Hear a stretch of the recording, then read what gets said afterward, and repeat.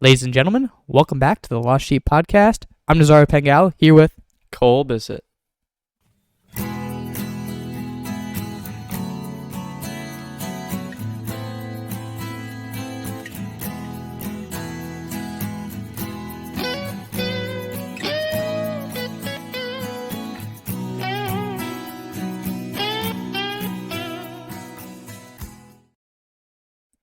and we are back for episode 29. And if you guys watched episode 28, you would know that all of our episodes come out on Sundays, and we recorded that episode 3 hours before it was supposed to drop. Not this week, folks. It is Wednesday, September 18th, and this podcast is not supposed to come out for 4 days. So we're getting ahead of it. We, earlier in the week, instead of not talking to each other about when we were going to record the podcast, we were like, okay, we have Wednesday afternoon and Thursday night would be a really good time for us to record the podcast.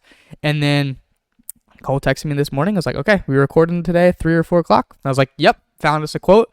Boom. So much better on being definitive about when we're going to do it. Didn't procrastinate. So definitely excited about that. Excited to get into this episode. But Cole, you had a Bible study last night. How did it go, sir? Went really, really well. Man, I don't feel like it's turned up a ton like that. Okay.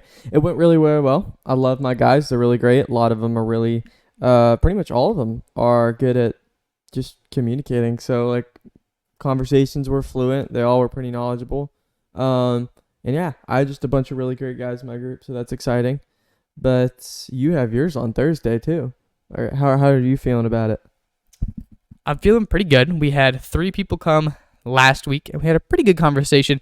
I would say mine is a tad bit more awkward than yours. It's also smaller, and they didn't know each other before they came to this. Luckily for you, you had 2 people, right, that are roommates, 2 different sets of roommates. Is that right? One set of roommates, one set of roommates, and one set of another set of friends. So like people that are already close with each other, and that's kind of how it was for Cole and I's Bible study. When we entered last September, we were together, and so we already had this connection between each other, so we kind of were more open to talking in our Bible study. So we're definitely got to break the ice on that one for mine, and hopefully we get there. I'm going to, after this episode, somewhat soon, I'm going to be preparing my Bible study, actually, so that is going to be pretty exciting. But we've had intramural volleyball the past couple days. You, unfortunately, were not able to go, but you had a test yesterday and Monday night. How did the test go? All 3 went really well. I had my chemistry test during the men's volleyball game, so that was rough because I kind of wanted to go. But yeah, that one went well, 93. So that was pretty solid. And then I had a graphics test the next morning. Got 100 on that, I think. We'll have to see. And then 100 on my religious studies test. So overall test this week went well, but that's all my easy classes. So if you can check back with me over the next 2 weeks, we'll just hope my sanity is still there. But yeah. Alrighty, so we're going to jump into our quote, which we got off of the great app called X while we were looking for inspirational quotes. I found a couple that I sent to Cole, and this was the one that stuck out to him. It is from a Muslim poet named Rumi. I looked him up, and he said that he is one of the most famous poets in the United States of America. Funny enough, I've never heard of him. Have you heard of him before? Yeah, we've never heard of this guy before until now. So he's got a nice little message for us today. Here we go. Before you speak, let your words pass through 3 gates. Is it true? Is it necessary? Is it kind? I will read it back. Before you speak, let your words pass through 3 gates. Is it true? Is it necessary? And is it kind? And I think that a great way to break this down will be to talk about the 3 questions separately. Is it true? Is it necessary? Is it kind? On 3 different occasions. Cole, you were reaching your hand out to grab the microphone. Are you ready? He is ready. Here goes Cole. It's not to start talking yet, but just to clarify for everybody, he isn't from the U.S. All of his poetry is spread throughout the U.S. He's actually, he was born in 1207, and then died in 1273, so he's a 13th century poet, so he's pretty old, but he was from Persia originally. So yeah, pretty cool. So I will begin with, is it true? So Cole, you can either go with, is it necessary or is it kind when I throw you the mic. So is it true? Before you speak, let your words pass through this gate. Is it true? And this kind of goes with what I've been learning a good amount in my Art for Life's Sake class, in that life you have your stimuli, whatever like surrounding thing, external thing happens, and then you have your response. And this is another way that you can have, you're trying to get a space between the stimuli and your response. You don't want to be an impulsive person, someone who just has this thing happen to them and boom, whatever comes into your mind, you say it, whatever reaction you have, you immediately react in that way. That is not the type of people that we want to be, because our impulses are not always the greatest, whatever they may be. Whether it's Cole jokingly punches me in the shoulder very lightly. Sometimes there's an impulse to be super aggressive and angry and fire a big punch back. That is not a very good thing. That is just one example. So instead, what we are called to do is that action happens. We take a moment to have this space between our stimuli and our response. And we say, okay, how are we going to respond to this? So that is just an introduction into this. Is it true? So when we think of something, we have it in our mind. We don't immediately need to say it. We need to pass through these 3 gates. Now, why does it matter whether it is true? Why can't we just say whatever it is, whether it's true or not? Well, in the Bible, there is 2 reasons that I can think of, and one is you're not called to lie. Thou shalt not lie. And we are called not to gossip. And this is definitely probably I guess for both of them, it's tough for people in different ways, lying or gossiping. But gossiping is one that kind of slips under a little bit more. People like to talk. We all like to talk. We all like to spread rumors or discuss things in a scandalous way. And it's definitely a challenge. But those conversations, we must determine whether they're good and whether they're true. Do we need to be spreading this about this person? Whether it's the truth or not, does the person that we're saying this to need to know this thing? Or should we be spreading this to other people? And such just an aspect of it. But we should definitely never be spreading lies about people. That is just very wrong. And it's just not good. The things we should be saying about people, especially when we're talking to other people, need to be true. But when we're even talking to people specifically about them, we should always be true to them. We should never be wrongful to them. And one of the greatest things that we can do that is true is compliment people. True compliments, genuine compliments to people are a great thing. That is a way that we can show and express love. Words of affirmation are one of the many love languages that exist in our world. And one thing that makes them incredible is if they're true. So just a simple breakdown of is it true? One of the necessary gates that we must pass through before we speak. But yeah, Cole, are you prepared? Yes. Alrighty. Cole, are you going to go with is it necessary or is it kind? Is it necessary? Is what we're going to talk about. Okay, so Nazario just spent the first couple minutes covering is it true. So now I'm going to step into is it necessary? So I'm going to break this down to a bunch of different questions. How do you determine if what you're going to say is necessary? I think it's very comedic and ironic that I'm the one talking about this one. Since I say a lot of unnecessary things, not in a bad way, it's just I like to talk a lot. So here are questions that I should ask myself and everybody should ask themselves before they speak. First thing is, does it add to the conversation? Is it something that's going to make a difference? Is it something that's going to continue the conversation, or is it something that you're just going to say and it's arbitrary? Does it make sense? Does it make sense? It's pretty self-explanatory. If you're going to say something, does it make sense for you to say it? Does what you're going to say actually make sense? Big questions. Is it a question that already has an answer, right? If somebody's talking to you and there's already been an answer provided by somebody and you say, oh, lasagna is the answer. Sorry, there's a lasagna box on the ground. And they're like, well, no, duh, we just talked about it. Like, come on. So that's where listening comes in also. And then what is most common, I think, with people, and I do it too, is the what? And somebody's telling you something and you know they're speaking to you and you're going, what? And you know you've already heard the answer, but you still want to do it to aggravate them. I think that's a very, very common thing. And then lastly, Ephesians 4:29. Oh, horrible. Okay. Ephesians chapter 4, verse 29. Let no evil talk come out of your mouth, but only what is good for giving necessary teaching, and for grace to those who give ear. Right? Necessary teaching. Necessary teaching. It's literally telling you if you're going to speak and it's bad things, then it's not necessary. Why are we talking about it? And if you're going to speak and you're going to proclaim the Lord of Jesus, make sure that teaching is going to be necessary. Make sure it's needed in the situation, right? If somebody's already doing something good and you're trying to talk to them about it anyways, and that doesn't make any sense, right? So, figure out what necessary teaching is. And the third and final gate that it must pass through, according to this quote, is it kind? And obviously, when it goes back to is it true, is it kind, they go with each other in the fact that, we should be spreading words of love, compliments, as I said before. But also, I don't fully disagree with this quote, or with this aspect of the quote, but we'll change it a little bit. Sometimes there are necessary and there are true things that we must say to people, and sometimes they are not kind. There are times when people need tough love, as Father Mugaga said in his homily at Mass today. There is time for tough love. There's times when people need to be called out. These are both necessary. They could be true. Say if Cole has not done his dishes, it is necessary to tell him that he has not done his dishes, because it's true. Is it the most kind thing to say? Maybe not always. Maybe not always. But we can do it in a kind manner. As my example goes back to the dishes, I could say, Cole, how come you haven't done your dishes?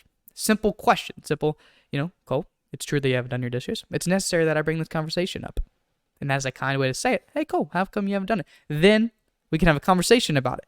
Instead, in a not kind way, would be if I got fired up, going back to response and stimuli. If I was just like, oh my gosh, all these dishes are here. Why hasn't Cole done his dishes? Then boom, I stomp on up the stairs to his bedroom, bang on his door. Cole, you lazy piece of garbage. Why haven't you done your dishes? This, ladies and gentlemen, is a very unkind way to do it. Is it potentially true? Maybe. Is it necessary? Maybe. But this is not the right way we should do it. And this goes for all aspects of conversation. And that is the aspect of the quote that I do like, is that we can do it in a kind manner, whether it's true and necessary, but not always the kindest thing that we can say. Imagine someone's wearing an outfit. Imagine that outfit is not the best. It is true that it doesn't look the best. It may be necessary to tell them that. And there's always a kind way to do so. I'm not going to think of a current example because I feel like there's a lot of bad ways that I could say that. So I'm just going to lay that analogy right there and end it. But yeah, always do it in a kind manner. Think about your words. You have your stimuli. Give yourself space between your stimuli and your response so that you can determine, is this true? Is it necessary? And is this the kind manner and kind wording to communicate this thing? You are writing down very effusively. I don't know if that's the right word, but here you go. So we just talked about all the things you should do before you speak. The reason we're talking about this is because we talked about listening last week, right? And so we're kind of countering it with speaking. Because as we said, listening is more important than speaking, right? So when you do speak, in the lesser times that you do, you need to make sure, it's really, good. You need to make sure you're speaking well. So what to do after you speak the words, right? We talked about before. So now let's kind of go to after. So here's just some steps that I wrote down. Nazario, if you think of one, throw it in there. I said, remember who you're talking to, right? Pay attention to who you're talking to. Everybody's different, so you're not going to speak to somebody. I'm not going to speak to you the way I speak to my mom. I'm going to speak to my girlfriend the way I speak to Zach. Very, very different things. Check your tone, right? After you say what you said, make sure, it's not coming out angry. Make sure it's not coming out frustrated. Make sure it's not coming out conspicuously. I think that's the right word, right? Just make sure that your tone reflects what you actually mean. You don't want it to reflect something else and then confuse somebody else. And then lastly, repeat the same steps from before for next time you talk. So, you got any others to add on to that? Am I missing anything that would be important?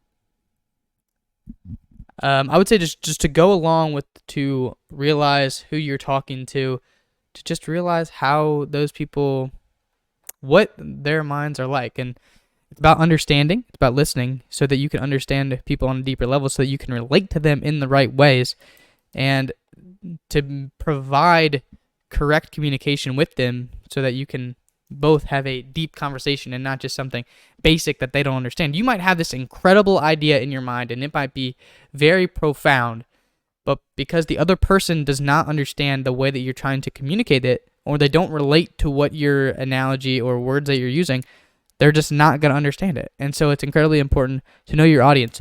And I'll go for this as a public speaker example. If you're going to go in front of a college football team to try to give them a speech that they do, like in the summer times, you'll see videos of public speakers going to speak to them. And you're going to handle that situation a lot different than if you're going to go talk to a bunch of pregnant mothers that are preparing for a child to come into their lives. You have to know your audience, and that goes beyond just big public speaking events. It goes into daily lives as well. Some people are more positive, some people are more negative, some people are more in the middle. If you come to the super negative person with the super peppy, positive mindset and attitude, they're just not going to be into that, because they're going to be like, on the complete extreme other side, that's not how it works. And kind of goes into polarization that's happening in society. There's a middle ground, and the middle ground is where it's important. Now, whether you're going to someone who's negative, if you bring just a little bit of positivity to it, you can gradually start growing them. They will relate to you in a different way, because you don't want to be negative to a negative person, and you don't want to be negative at all. But you want to be able to relate to them. You want to be able to understand them. So just going along with what you were saying there, Cole. Do you have anything else to talk about on this subject? All right, let's move on to practical prayer practices. The triple P. Practical prayer practices. All right, so last week we talked about our ads. Prunes. Last week was ads. No, last week was prunes, and then this week is preparing ads. Now I'm confused. So last week, well, the week before, we told you guys, think about your prunes. And then this past episode, we came in and we discussed our own prunes. And so now, you guys are preparing and working on your own ads. So we are going to talk about our own ads right now, before we get into our upcoming week, practical prayer practice. So when we are coming on our podcast, we are discussing the previous week, what everyone is supposed to be doing leading up to the episode, and then we introduce another one at the end for everyone to continue through the next episode. So, Cole, we talked about our prunes last week, but now it's about adding. So, your ads, sir. So, originally, we were given this assignment, and so I walked in the door and I told Nazario, I said, I knew exactly what I'm going to do. I'm going to do the Bible in a year, because I've messed it up 3 times, and I'm on day 83, and I've tried to start it up, and I just can't be consistent with it. And I was like, you know what? Never mind. I'm not doing Bible in the year. Total reverse. Let's just go. We're going to stay on Father Mike Schmitz, right? We're just going to stay on him. We're just going to listen to a homily from him a day for this week. And so I started doing it. It's been really cool. I've enjoyed it. Almost like it's interesting listening to podcasts, when you actually record a podcast. So it feels really weird, because your stuff's actually out there too. Not that we're big or anything, but still, it's just neat. So yeah, that went pretty well. I enjoyed my ad of the week. What about you? So last week, my prune was about the get it done to get it done mindset. And so my ad goes along with that. And my ad is just being present and being positive and being engaged in the moment. So there's a variety of different ways this has been put into practice, but the most important thing is just being present, like being present watching Cole draw on his iPad right now, or being present with the podcast, focusing on what he's saying when he's talking, and then when I'm talking also, being present in the moment of talking, being the present of watching a movie, doing whatever it may be. Mine just being present. So working on that, and yeah. So our upcoming ad, then you guys are going to be doing this for the next 7 days until the next episode comes out, and hopefully continuing to do it as you go along. And it kind of goes along with my add, and it is silent listening prayer. And you might be wondering to yourself, silent listening prayer, how does that make any sense? Well, prayer is not just about talking to God. Our relationship with God is not just about talking to Him. It is about listening, and it is about receiving His word and receiving His love. So if we go into prayer and we're just yapping our jaws off and we're like, oh yeah, this happened, oh, thank you for this, I need this, oh yeah, I messed up here, blah, blah, blah, blah, blah. Well, I mean, that's great that you have that vulnerability and willingness to speak to God in those amazing ways. But then if you finish off that conversation with, oh, okay, I'm done, I don't have anything else to say, I'll talk to you tomorrow, God. That is not exactly how you should do that, sir. You should be listening. How should we do this? Well, it goes back to what I was saying about mindfulness. And we are trying to work on it with our Bible study as well. In solitude. Solitude is a great time for this because if there's so many things that are going on around us, we're going to be distracted. And distractions are very real. And distractions are hard to overcome when we have not practiced focus. And you can't just throw yourself into the middle of a battle without practicing and expect to win the battle. So I would suggest going to a quiet, alone space and taking just 5 to 10 minutes out of your day each week to, if it's close your eyes or open your eyes, that is up to you. But most importantly, it is about staying still and listening. So just sit there, do not move, and just try to listen. And we're going to begin with just trying to listen to your breath, listen to the sounds around you, and allow thoughts to come into your mind, but do not allow your thoughts to just distract you from the moment. This is about being in the moment and listening and being present with God. But being present with God is the most important thing. And sometimes He's not going to speak blatantly and openly and just out there tell you exactly what you're needing to hear at that moment. Sometimes it's just about being present with God in that moment. So Cole, anything that you'd like to say about silent listening prayer? Not really. You covered it all. All right. So that's going to be what you guys are working on this week. And we'll be doing it too. And I would suggest that you continue this throughout your life. And this is just a beginning, jumping off point for this. And I will say, so if you've been listening for a couple minutes and you don't really have anything, don't be afraid to turn to the Bible to read and to ponder the Word of God, and then go back to that silent prayer and just focusing on the Bible verse that you just read. This is another great way to do that. We are going to transition. There you go. Cole, press the button. Cole, press the button. There we go. Little transition. Dun, dun, dun, dun. Shepherd of the week. I just realized that I talked about practical prayer practices completely by myself, and I'm also going to talk about Shepherd of the week completely by myself. But we were discussing a Shepherd of the week, and I realized what mine was going to be. And honestly, guys, the Shepherd of the week for this week goes along for all of us. I just talked about silent listening prayer. Our Shepherd of the week is George Mumford. If you guys know who George Mumford is, that's flipping awesome. He is the author of the book, The Mindful Athlete. So he is just like this coach slash therapy person that helps athletes with being mindful. Some people he's worked with: Kobe Bryant, Michael Jordan, and Phil Jackson, the coach of Michael Jordan's Chicago Bulls, and all of the teams that Phil Jackson was a part of as a coach. He tried to bring George Mumford there to help with his athletes, and George Mumford has worked with a ton of other people with mindfulness. And so why am I bringing up George Mumford? Well, I talked about being present. I talked about being silent during prayer and having these moments of stillness and solitude. This is exactly what George Mumford tries to help and teach his athletes that he's working with. And I was reading his book, The Mindful Athlete, for one of my classes, and it all stuck out to me. He talks about being focused and just being present, and to just be able to clear out everything else and just focus on what's going on right now. And that's an incredibly important thing. And for athletes, there's so many different things that can get them distracted, whether it be worrying about forgetting a play call, even though they've practiced it so many times over and over again. It could be about the pressure of 100,000 fans in Bryant-Denny Stadium all over you. It could be social media people saying crazy stuff to you. There's so many things that athletes go through. But if they can focus, I mean, watching some of these college athletes, watching some of these professional athletes, they're especially the freakiest and just craziest athletes in the entire world. Their skills are unbelievable. But what changes one player from another in these professional leagues? It's all up here. It's all mental. A lot of these players are fast. A lot of them are strong. They have the skill set.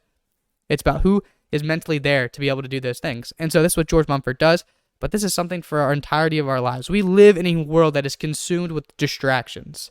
It is consumed with, picking up your phone, here's a notification. Picking up your phone, here's a distraction. Here's a reel. Oh, no, you got to scroll to the next one. You got to get more distracted by another reel and another reel and another reel and another reel. Just never-ending distractions on distractions on distractions. So George Mumford, even though it's about athletes, being mindful and being present and being focused, incorporates into every aspect of life. I mean, how amazing would it be to say, okay, I've got work to do. I'm going to sit down and I'm going to be locked in for 30 minutes. Nothing else is going on. You're completely present in your work for 30 minutes. And that's all that matters. Time is not even a thing. Whether you do good or bad on it's not a thing. It's about being focused and being present. You're going to crank that thing out. You're going to be like, oh, man, I was locked in for that. And that's what matters. And that's what George Mumford tries to teach. And that's what we're trying to develop with you guys through silent prayer. Is just to be able to be present and be focused with the Lord. That will not only help you with your prayer life, but it's going to help you in daily life to learn to be more focused and just more locked in on the present moment. Cole, anything to say on that? So just George Mumford, his story. Sorry, I was researching it and thought it was kind of interesting. His story is really interesting. He has a deeply moving personal story. It's about his aspiring chance for him to be a basketball player, and so he played at the University of Massachusetts, and then he got hurt, and so that forced him to take medications, and then he took medications so much that it made him feel empty, and so then eventually it led to heroin, and then eventually one of the doctors, Dr. John Kabat-Zinn, found him and got into the mindfulness-based stress reduction program. And so that's what jump-started this whole thing. That's where he met Michael Jordan. And then he eventually, I think, actually started working with Kobe, too. So just really cool to kind of see stories. Saints can come from anywhere. You never know. So, yeah. Do you think you struggle with being present, Cole, and focused in the moment? Sometimes. Do you get distracted, do you think? Sometimes. All right, this is a great practice for you, too. Yeah, there you go. Anyways, maybe I should do the mindfulness program. Anyways, let's talk about the quote one last time before we end the episode. Before you speak, let your words pass through 3 gates. Is it true? Is it necessary? Is it kind? Just remember, the words you say, while they do say sticks and stones may break your bones, but words may never hurt you. That's true to a certain level. The words can hurt people, especially if you trust somebody. So be careful what you say. Remember what the other person feels when you say it, and be mindful. Absolutely. Being mindful is the key to this episode, whether it be in prayer, whether it be with your work, whether it be just going out and having fun and being mindful. But none other than being mindful in conversations is the focus and center point of this episode. Whether it is evangelization, whether it's interpersonal communication, whether it is just texting over the phone, being mindful of, is it true, is it necessary, and is it kind? We are called to love. One of the greatest forms of love is words. Words of affirmation, the way that we use our mouths, use our tongues. How many times does it say in the Bible, a deceitful tongue, cut out his tongue, different things like that about having an evil, wicked tongue? How much better, how much more glorious to the Lord would it be to have a loving and beautiful tongue? Is it true? Is it necessary? Is it kind? Be mindful, ladies and gentlemen. Be lovers. Be kind. Thank you all for watching. We'll see you next week. God bless. Ladies and gentlemen, welcome to the Lost Sheep Podcast. I'm Nazario Pangallo here with Cole Bissett.